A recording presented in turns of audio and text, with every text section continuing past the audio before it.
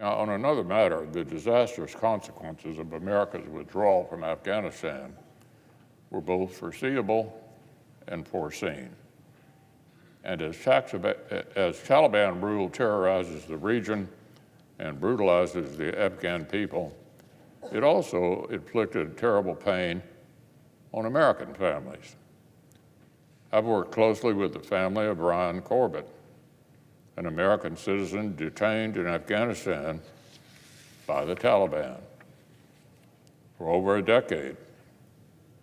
Prior to the fall of Kabul, Ryan and his family lived amongst the Afghan people, where they served the community and ran a business focused on providing Afghans with education and training to start their own businesses.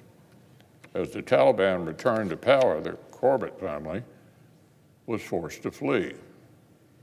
But Ryan made the difficult decision to return, hoping to pay his staff and keep his business afloat.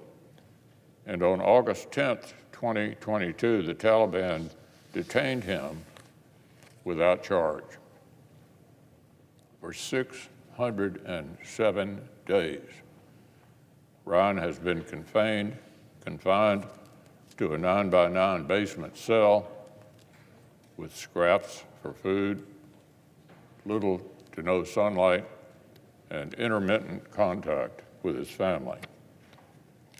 After nearly 2 years of wrongful detention, his hopes of ever returning to America are dimming. Earlier this afternoon, I had a chance to meet with Ryan's wife, Anna, their 3 teenage children, and his parents, Dave and Evelyn, from Louisville. Now more than ever, they fear for Ryan's life.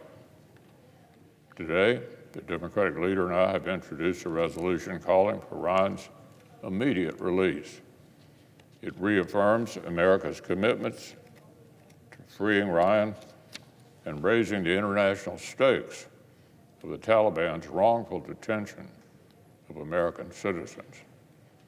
Unfortunately, while Ryan languishes in captivity, the Biden administration sends a different message to his captors.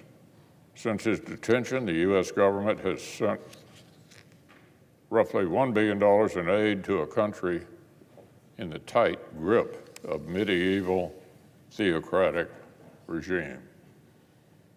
It's time to put the Taliban's violent rule on notice.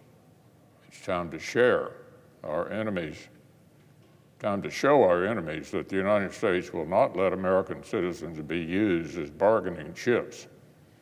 It's time to bring Ryan Corbett home.